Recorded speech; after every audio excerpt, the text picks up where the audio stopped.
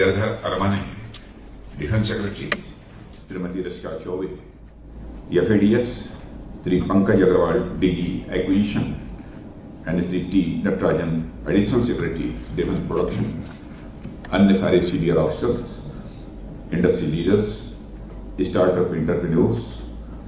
और मैं कहना चाहूँगा कि जो स्टार्टअप इंटरप्रेन्योर्स हैं, I am very impressed by their creativity and enthusiasm, क्योंकि आज जो कुछ भी मैंने देखा, विनर्स ऑफ आइडेक्स, मीडिया के मित्रों, देवियों व सज्जनों, आज एरो इंडिया 2023 में हो रहे इस स्टार्टअप मंथन आयोजन के अवसर पर आप सबके बीच उपस्थित होकर मुझे बेहद खुशी है। Dear friends, as you know that the manthan means churning. Churning causes old to be replaced by new. Churning releases new forms, new things, new ideas, and new practices. In our mythology, churning releases the divine nectar or amrit. My young friends, the churning led by you would release amrit of technology, amrit of security, and amrit of prosperity, thus making the next 25 years amrit kal.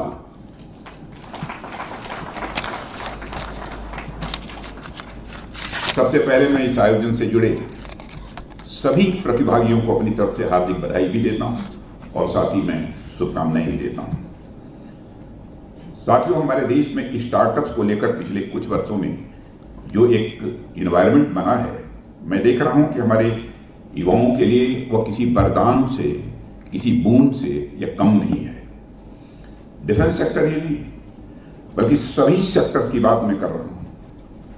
और 7-8 वर्षों में हमारे देश में startup की संख्या उंगलियों पर गिनी जाती थी कि कितने हैं, लेकिन आज उनकी संख्या मोर देन 1 लाख तक पहुंच गई है,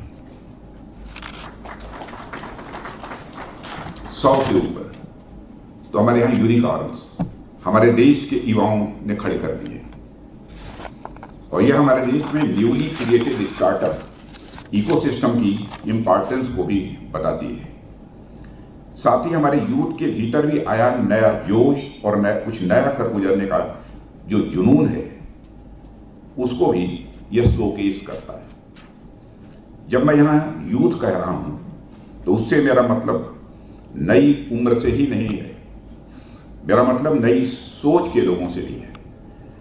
तो उचित अवसर पाते ही देश के लिए कुछ नया करने का ये हौसला रखते हैं, जो यह नहीं देखते कि सामने समस्याएं क्या क्या हैं और हमारे पास रिसोर्सेज क्या क्या है, जो बस यह देखते हैं कि सामने टारगेट क्या है, हमारा लक्ष्य क्या है, और वे अपना लक्ष्य पाने के लिए धरती आकाश एक कर देते हैं।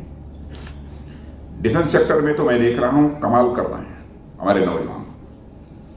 आइडेक जैसे इनिशिएटिव के माध्यम से देश के कोने कोने से ऐसे टैलेंट सामने आ रहे हैं जो कभी सोचे भी नहीं गए थे, और हमारी सर्विसेज, हमारी DPSU, कोस्ट गार्ड सब एकजुट होकर चुनौतियां दिए जा रहे हैं, और हमारे युवाओं को, और अब तो होम मिनिस्ट्री के ऑर्गेनाइजेशंस भी इसमें शामिल हो गए हैं प्रॉब्लम स्टेटमेंट जारी करने में। बावजूद इसके हमारे युवाओं का जज्बा देखिए कि क्या मजाल कोई प्रॉब्लम उनके प्रयासों से अछूती रह जाए। क्या आर्मी, क्या नेवी, क्या एयरफोर्स, क्या DPSU, क्या साइबर, क्या स्पेस, यानी हर प्रॉब्लम का जवाब पाने का जज्बा है हमारे नौजवानों के पास। साथियों, ह्यूमन बीइंग की कुछ नया कर गुजरने की टेंडेंसी के कारण ही यह नेचर के बाकी क्रिएशन से श्रेष्ठ है। मनुष्य, ह्यूमंस ने अगर इतना प्रोग्रेस किया है तो उसके पीछे उनका इनोवेटिव टैलेंट ही है। ह्यूमन काइंड में भी वही सोसाइटी अधिक डेवलप होती हैं जो कुछ नया खोज पाने में समर्थ होती है। साइंस एंड टेक्नोलॉजी के क्षेत्र में तो यह बात सबसे अधिक लागू होती है। पहले एक कहावत कही जाती थी कि नया 9 दिन का और पुराना 100 दिन का। पर साइंस एंड टेक्नोलॉजी के क्षेत्र में रोजाना नए होते इनोवेशन ने इस कहावत को कहीं पीछे छोड़ दिया है, मेरा यह मानना है। यहां नया 9 तो क्या 100 तो क्या पिछले सदियों तक के ज्ञान पर यह भारी पड़ता है। नई नई खोजों और आविष्कारों ने अतीत से अब तक चले आ रहे ज्ञान में आमूल-चूल परिवर्तन करने का कार्य किया है। नई नई खोजों और आविष्कारों ने नया इतिहास लिखने का भी कार्य किया है। जेम्स वाट, न्यूटन, एडिसन और आइंस्टीन की खोजों और आविष्कारों ने तत्कालीन बड़े बड़े इंटेलेक्चुअल्स के मस्तिष्क को आंदोलित कर दिया था। शुरुआत में लोगों ने इनके कामों को एक सनक और दिमागी खुराफात के अलावा कुछ नहीं समझा, पर समय के साथ उन्होंने अपने आप को साबित किया और पूरी दुनिया में अपना लोहा मनवाया। हमारे देश में सीवी रमन, जेसी बोस से लेकर डॉक्टर होमी जहांगीर भाभा जैसे अनेक साइंटिस्ट की यह परंपरा रही है, जिन्होंने दुनिया को न केवल नया ज्ञान दिया बल्कि समस्त ज्ञान विज्ञान की धारा को एक नई दिशा दी और हमारे देश का नाम विश्व पटल पर लाने में अपना योगदान दिया है। यह सब कुछ नया करने के जज्बे के कारण ही संभव हो सका है। कहना मैं यह चाहता हूं साथियों कि आपके भी मस्तिष्क की कोई एक खुराफात पूरी दुनिया की अब तक की चली आ रही ज्ञान और विज्ञान और उद्योग धंधों की धारा को बदलने और उसे नई एक दिशा देने की भी क्षमता रखता है। आप सभी हेनरी फोर्ड की असेंबली लाइन मैन्युफैक्चरिंग प्रोसेस के बारे में आप में से कुछ जानते होंगे, सभी तो नहीं जानते होंगे लेकिन कुछ जानते होंगे। इसके इनोवेशन ने अब तक के चले आ रहे प्रोडक्शन सिस्टम में ट्रांसफॉर्मेशनल चेंज कर दिया था। इसलिए आज हमारा देश युवाओं को अगर कुछ नया सोचने और कुछ नया कर दिखाने के लिए सपोर्ट कर रहा है, इसका कोई छोटा मतलब नहीं है। इसका बस यह मतलब नहीं है कि हमारे युवा अपने पैरों पर खड़े हो जाए। इसका मतलब बस यह भी नहीं है कि हमारे युवाओं को रोजगार मिल जाए और वे कुछ रोजगार औरों के लिए भी पैदा कर सकें। इसका मतलब बस यह भी नहीं है कि हमारे युवा स्वदेशी सामान बना सकेंगे और बाहर देशों पर से हमारी निर्भरता कम हो सकेगी या पूरी तरह से खत्म हो जाएगी। यह सभी अपने आप में महत्वपूर्ण है, बहुत ही महत्वपूर्ण है, पर कुछ है जो इन सबसे भी महत्वपूर्ण है, जिसे हमारे देश को तलाश है। और वह महत्वपूर्ण चीज है हमारे युवाओं के भीतर से एक जेम्स वाट, एक Newton, Edison, Einstein, CV Raman, JC Bose या डॉक्टर होमी जहांगीर भाभा को खोज निकालना, जो इतिहास की धारा को मोड़ सकें और मानवता को कुछ नई और मीनिंगफुल चीज दे सकें। और जिस तरह आप लोगों का रिस्पांस हमें मिल रहा है, मैं इस बात को लेकर पूरी तरह से आश्वस्त हूं कि जल्द ही हमारा देश इनोवेशन के मामले में दुनिया के अग्रणी देशों में से एक होगा और अतीत की भांति ही भविष्य में भी समस्त विश्व के लिए एक लाइट हाउस बनकर उभरेगा। स्टार्टअप मंथन जैसे आयोजन इस लाइट हाउस को नई चमक प्रदान करेंगे, ऐसा मेरा विश्वास है। साथियों, स्टार्टअप मंथन इंडियन डिफेंस स्टार्टअप इकोसिस्टम के विकास की यात्रा का एक शानदार उत्सव है। मैं इसे एक फेस्टिवल के रूप में देखता हूं और हमारे initiative innovation for defence excellence यानी आईडेक्स की सफलता का एक यह इंडिकेटर है, उसका यह सूचक है। आईडेक्स ने अब तक के अनेक होम ग्रोन टेक्नोलॉजीज को डेवलप होने और आगे बढ़ने में मदद की है। इसने स्टार्टअप के लिए इनोवेशन और टेक्नोलॉजिकल डेवलपमेंट को शोकेस करने का एक इंपॉर्टेंट प्लेटफॉर्म भी प्रदान किया है। और इसके साथ साथ डिफेंस सेक्टर में आर्टिफिशियल इंटेलिजेंस, ऑगमेंटेड रियलिटी और ब्लॉकचेन जैसे फ्यूचरिस्टिक टेक्नोलॉजीज को भी हमारे प्रोफेशनल्स को अच्छी तरह से जानने समझने का एक अवसर आईडेक्स ने उपलब्ध कराया है।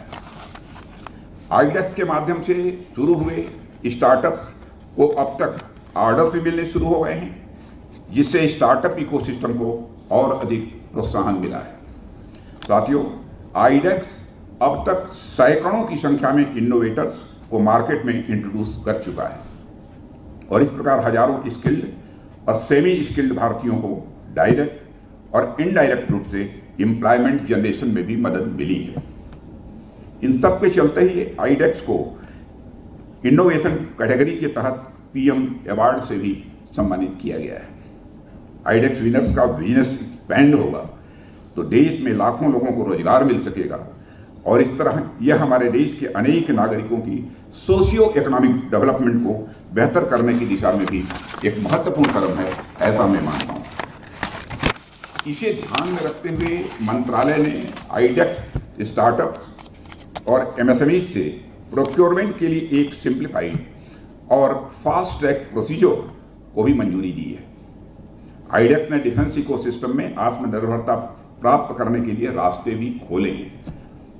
हमारे नए एंटरप्रेन्योर्स को लार्जर प्रोजेक्ट्स के डेवलपमेंट के लिए इनकरेज करने के लिए हमने अब तक दी जा रही ग्रांट्स को भी बढ़ाने का निर्णय लिया है।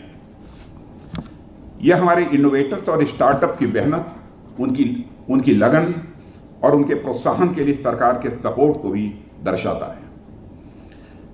एज ए गवर्नमेंट यह हमारी जिम्मेदारी है कि हम अपने पॉलिसी इंटरवेंशन के माध्यम से इन टेक्नोलॉजीज के डेवलपमेंट को सपोर्ट करें ताकि नए एंटरप्रेन्योर नए अवसरों का स्वाभाविक रूप से लाभ उठा सकें। साथियों, आज मुझे डिफेंस इंडिया स्टार्टअप चैलेंज यानी डिस्क 9 के लॉन्च की घोषणा करते हुए बेहद खुशी हो रही है। हर बार की तरह इस बार भी युवाओं के सामने अनेक चुनौतियां रखी गई हैं। मैं डिस्क 9 की सफलता की भी कामना करता हूं और आज जब हमारे अनेक युवा साथी इस आयोजन में उपस्थित हैं तो मैं आप लोगों के सामने अपनी कुछ बातें भी यहां पर रखना चाहूँगा। साथियों, दुनिया के अग्रणी देशों की कतार में अगर हमें आना है तो हमें बस चलने की नहीं बल्कि हमें दौड़ने की और एक लंबी छलांग लगाने की जरूरत है। और हम सभी जानते हैं कि 18वीं सेंचुरी में इंडस्ट्रियल रिवॉल्यूशन के चलते ब्रिटेन आदि देशों ने अच्छी खासी तरक्की की है, यह जग जाहिर है। क्योंकि उस समय हम राजनीतिक रूप से गुलाम थे, पराधीन थे, हमारी आर्थिक और सामाजिक स्थिति उतनी मजबूत नहीं थी, इसलिए इंडस्ट्रियल रिवॉल्यूशन का हम वैसा फायदा नहीं उठा पाए जैसा फायदा हमको उठाना चाहिए था। इसका परिणाम यह हुआ है कि हम आज भी अनेक क्षेत्रों में उनकी बराबरी नहीं कर पा रहे। साथियों, हालांकि हमें 75 साल पहले आज़ादी मिली, देश में एक नई भावना का संचार भी हुआ है, राष्ट्र कुछ नया करने की सोच के साथ आगे भी बढ़ा है, पर सैकड़ों वर्षों की गुलामी की छाया को कुछ ही समय में मिटा देना यह संभव नहीं था। देश में आर्थिक बदहाली थी, देश में कैपिटल की समुचित व्यवस्था नहीं थी, शिक्षा और स्वास्थ्य की दृष्टि से भी स्थिति बहुत अच्छी नहीं थी, टेक्नोलॉजी के मामले में हम काफ़ी पीछे खड़े थे और ऐसे में देश को संभालने में एक लंबा समय गुजर गया। आज भी डेवलप्ड कंट्रीज कॉलोनियलिज्म से प्रभावित थर्ड वर्ल्ड कंट्रीज से कहीं बहुत आगे हैं। अब प्रश्न उठता है कि जो कंट्रीज रेस में बहुत आगे हैं उनसे बराबरी कैसे की जा सकती है या उनसे आगे कैसे निकला जा सकता है। प्रगति की राह में जो दौड़ उन्होंने 250-300 साल पहले शुरू की, वह दौड़ हमने अब कहीं जाकर शुरू की है। यानी हमारी स्टार्टिंग लाइन अलग अलग है, तो दोनों के बीच फेयर रेस कैसे होगी? जाहिर है यह रेस हमारे लिए एडवर्स होगी। इसे एक उदाहरण के तौर पर आप समझें, मैं कोशिश करूंगा समझाने की कि किसी व्यक्ति ने अपनी जर्नी फार्मूला 1 की रेसिंग कार से शुरू की, साथ में एक दूसरा व्यक्ति अपनी जर्नी एक बाईसाइकिल से शुरू की या शुरू कर रहा है। अब दोनों में समानता कहीं दूर दूर तक नहीं है, पर जर्नी एक साथ कंप्लीट करनी है यह कैसे संभव होगा, यह विचार करने वाली बात है। मैं जो कहना चाहता हूं वह यह है कि कंपटीशन के स्वरूप को अगर बदल दिया जाए और उसके पैरामीटर बदल दिए जाएं तो क्या यह गेम चेंजर नहीं हो सकता है? ठीक वैसे ही कि कछुआ पानी का कछुआ जिसे आप समझते हैं, यानी जिसको टॉर्टोइज कहते हैं, और खरगोश यानी से रैबिट की दौड़ में पहली बार हार जाने के बाद कछुआ जमीन के बजाय पानी में रेस का प्रस्ताव रखे, जाहिर सी बात है कि यह बाजी पलटने वाली रेस होगी। ठीक उसी तरह फार्मूला 1 रेसिंग कार और बाइसाइकिल के बीच कंपटीशन में अगर पैरामीटर जल्दी दूरी तक करने की बजाय यह रखा जाए कि कौन अधिक इन्वायरमेंट फ्रेंडली और हेल्दी वे में परफॉर्मेंस दे सकता है, तो जाहिर है जीत साइकिलिस्ट की होगी। कहने का मतलब यह है कि अगर हमें डेवलपमेंट करना है तो कंपटीशन को हमें रीडिफाइन करना ही होगा। अगर हम पुरानी टेक्नोलॉजी और प्रोडक्शन के पुराने सिस्टम से आगे बढ़ने के बारे में सोचेंगे तो हम उन देशों से 2 सेंचुरी हमेशा ही पीछे रहेंगे ही रहेंगे। और इसलिए आज आवश्यकता है कि हम नए तरीकों से सोचें और नए तरीकों से ही हम आगे बढ़ें। उदाहरण के लिए हो सकता है कि सोलर एनर्जी या विंड एनर्जी के क्षेत्र में हम उन देशों से कुछ वर्ष पीछे हों। ऐसे इन सेक्टर्स में हम कुछ अच्छा और नया करके दोनों के बीच के गैप को जल्दी खत्म कर सकते हैं। एक दूसरी बात, जो पारंपरिक चीजें चली आ रही हैं उसमें हमारा प्रयास हो कि हम कुछ नया करें। इसका एक बड़ा उदाहरण हमारे देश में विकसित यूपीआई पेमेंट मेथड है। यह मेथड पूरी दुनिया को भारत की देन है, जिसे आप जैसे युवाओं ने ही डेवलप किया है और इसके पहले यह दुनिया में कहीं एडॉप्ट नहीं किया गया था। अमेरिका जैसे देश भी आज इसकी स्टडी कर रहे हैं। कुल मिलाकर हमें अगर नेक्स्ट जनरेशन इंडस्ट्रियल रिवॉल्यूशन लानी है तो या तो हम नई चीजें करें या फिर चली आ रही चीजों को नए तरीके से करने का हम प्रयास करें। मॉरल ऑफ द स्टोरी कि हम इनोवेशन करें।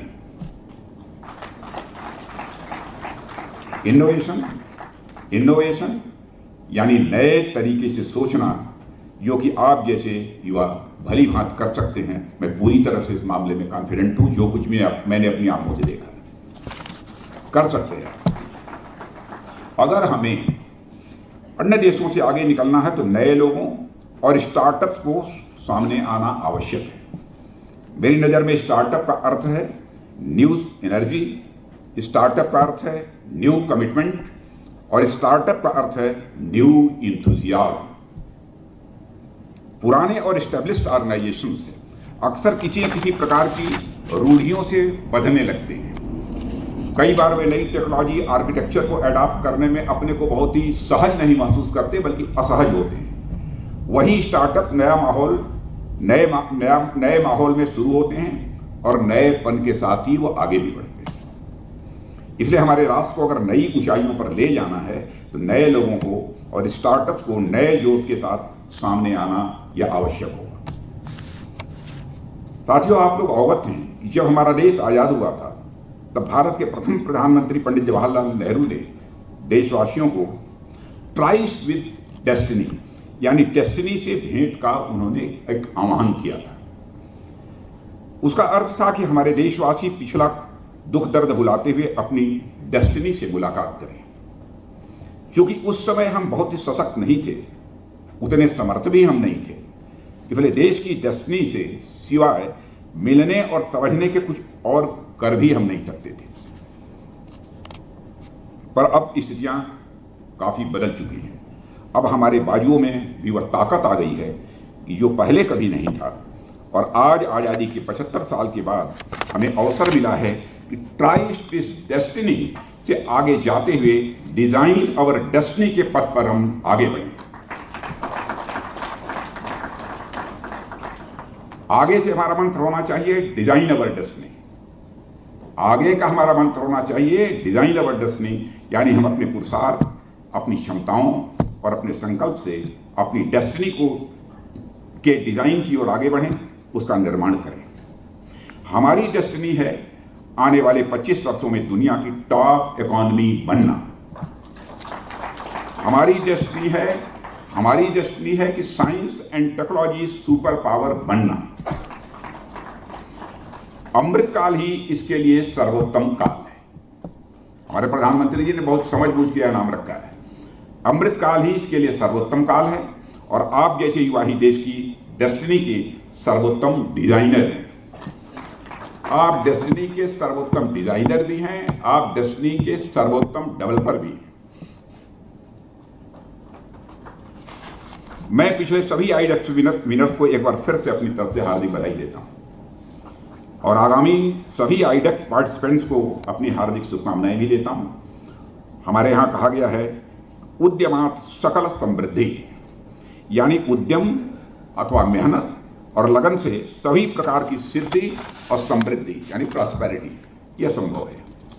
आने वाले समय में आप लोगों की सफलता केवल आप ही नहीं बल्कि आपके परिवार, समाज और राष्ट्र की सफलता साबित होगी, ऐसा मेरा पक्का विश्वास है।